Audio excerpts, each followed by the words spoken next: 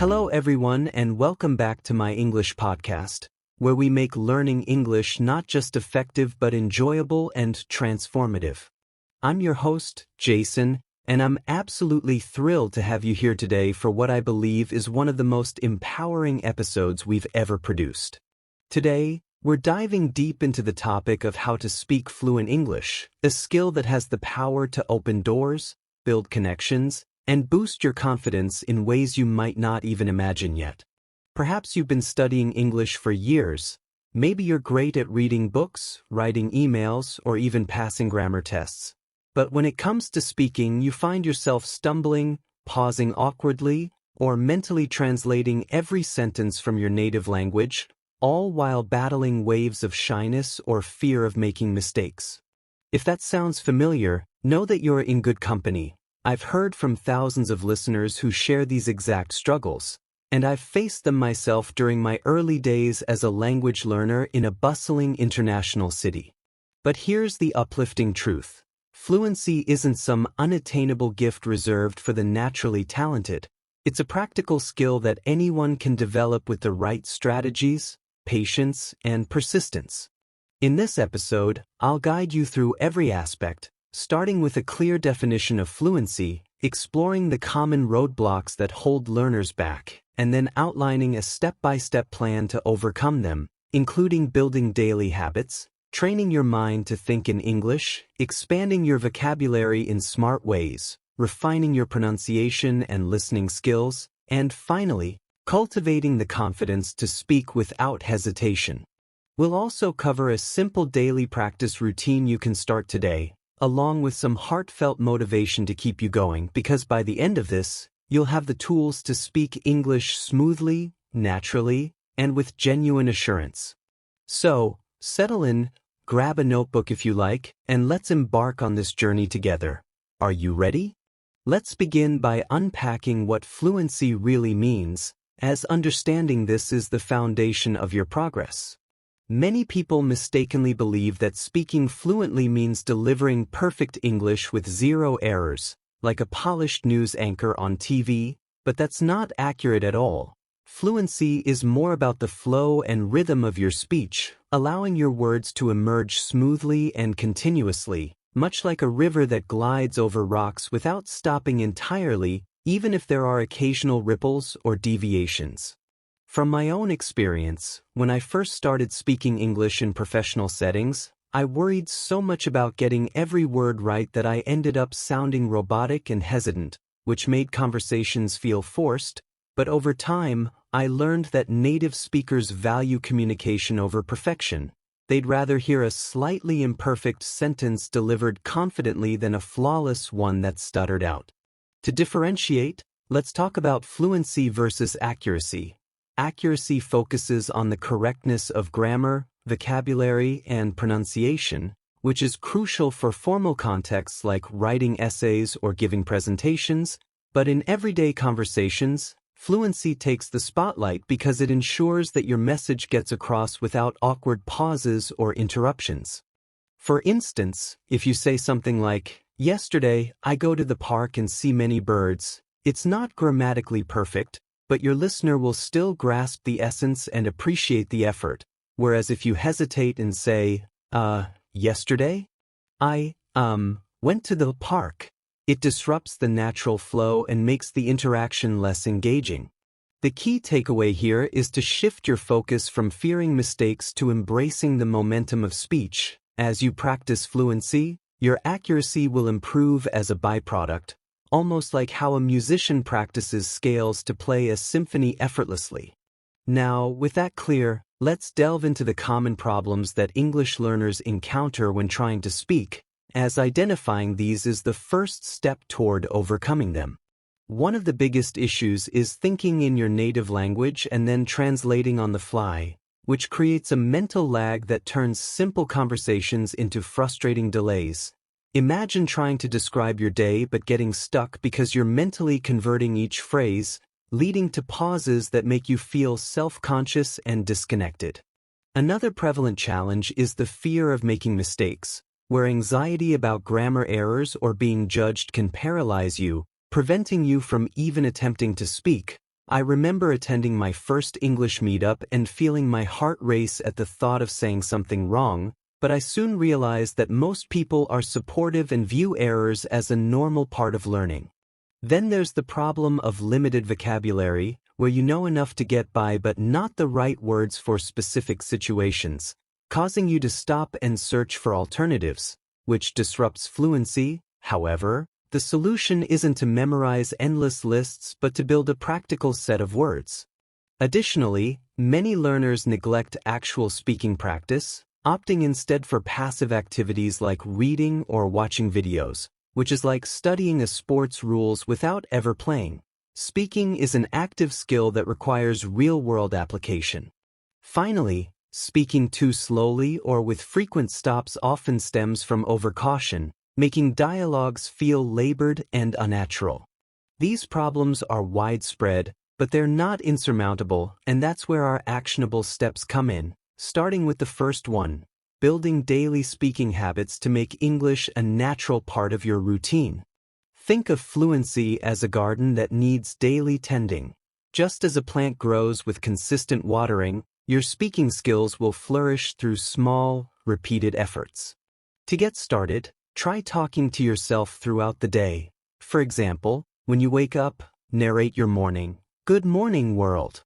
Today, I'm going to brush my teeth, make a cup of coffee, and plan my schedule. This might feel awkward at first, but it's a low-pressure way to practice without judgment. Another habit is describing your surroundings or activities aloud, like saying, "Now, I'm chopping vegetables for dinner," while cooking, which helps bridge the gap between English and real life. Then, there's shadowing, a technique where you listen to a short audio clip, such as a podcast episode or a TED Talk, and repeat it word for word in real time, mimicking the speaker's pace, intonation, and emphasis to train your mouth and brain for smoother delivery. For a fun challenge, set a timer for 2 minutes and speak non-stop on any topic, like your favorite hobby or a recent movie, focusing on continuity rather than perfection. To integrate this into your lifestyle, find ways to incorporate English daily, such as chatting with a language partner online for just 5 minutes or recording voice memos on your phone. The beauty of these habits is their simplicity and flexibility, requiring only 10 to 15 minutes a day for long-term gains. Moving on to the second step, learning to think in English is often the secret weapon that transforms hesitant speakers into confident ones, as it eliminates the translation bottleneck that slows you down. If you're like most learners, you might default to your native language for thoughts and then switch to English, which is inefficient and disrupts flow, but by retraining your brain, you can make English your default mode. Start small with basic associations, like thinking chair when you see one, then progress to short phrases such as, "I like this chair because it's comfortable," which builds mental pathways for quick recall. A practical exercise is to narrate your daily activities internally. "I'm walking to the bus stop, and the weather is sunny today," turning mundane moments into opportunities for practice. When you encounter an unfamiliar word, don't revert to your native language. Describe it in simple English instead, like saying, "That thing you use to cover from rain," for an umbrella, which fosters creativity and keeps you in an English mindset. Dedicate short thinking sessions, perhaps 5 minutes during your commute or before bed, to reflect on your day in English, and over time, you'll notice that your internal monologue shifts, making spontaneous speech feel more intuitive and less labored. This leads us to the third step: growing your vocabulary in a way that's targeted and effective, rather than overwhelming. Contrary to popular belief, you don't need to learn thousands of advanced words to achieve fluency. Instead, prioritize high-frequency vocabulary that appears in everyday conversations, such as greetings, food-related terms, travel phrases, and common expressions, because these form the backbone of natural communication. For example, instead of just memorizing coffee, learn it in context with phrases like, "I'd like a cup of coffee, please," or This coffee is too hot, which equips you for real interactions. Maintain a vocabulary notebook where you not only list new words but also create example sentences, such as, delicious. This apple is delicious and juicy, and review them regularly to move them from passive knowledge to active use. An engaging way to practice is through role-playing scenarios, like imagining a conversation at a restaurant and incorporating your new words. I'm excited to try the new dish because it looks delicious. Remember to recycle vocabulary by reusing words in different contexts, which reinforces retention and makes them readily available during speech, ultimately allowing you to express yourself with ease and precision. The fourth step focuses on improving your pronunciation and listening skills, which are the unsung heroes of fluency, as clear speech ensures you're understood and active listening helps you absorb natural patterns. Pronunciation isn't about mimicking a perfect British or American accent. It's about being intelligible so that your words land as intended. Start by immersing yourself in authentic English through podcasts, movies, or conversations, paying close attention to how words connect, stresses fall, and intonation varies, like the rising pitch in questions versus the falling one in statements. Shadowing remains a powerhouse technique here. Select a short clip, listen intently, and repeat it simultaneously to align your speech rhythms with native speakers, gradually reducing your reliance on the original audio. Don't forget to record yourself speaking. Play back a simple paragraph and analyze areas for improvement, such as slowing down for clarity or emphasizing key syllables, and over time, this self-feedback loop will refine your delivery.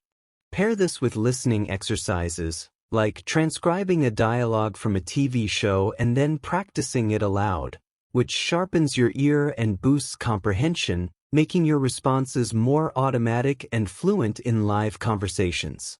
Finally, for the fifth step, building confidence and overcoming the fear that often sabotages speaking efforts is crucial, as without it, even the best techniques fall flat.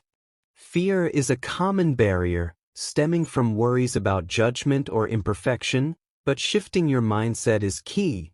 Treat every mistake as a valuable lesson, like how a child learns to walk by falling and getting up, because in reality, native speakers make errors too and appreciate the courage it takes to communicate.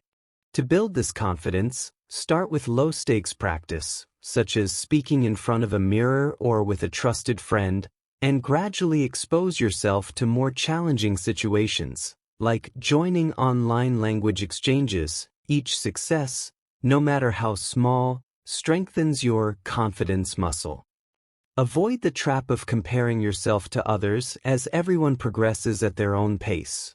Focus on your personal growth, celebrate milestones like completing a fluent sentence, and remind yourself that fluency is about conveying ideas boldly, not flawlessly. Now that we've covered these foundational steps, let's synthesize them into a practical daily practice plan that you can implement immediately to see real results. Aim for just 15 to 20 minutes a day to avoid overwhelm. Begin with 5 minutes of listening to a podcast or video, actively noting the speaker's flow and expressions.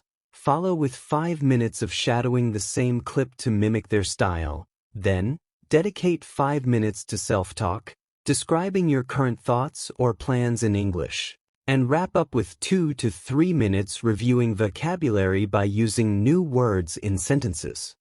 This routine is designed to be flexible and cumulative, so even on busy days, you can adapt it, and within weeks, you'll likely notice your speech becoming more fluid and assured.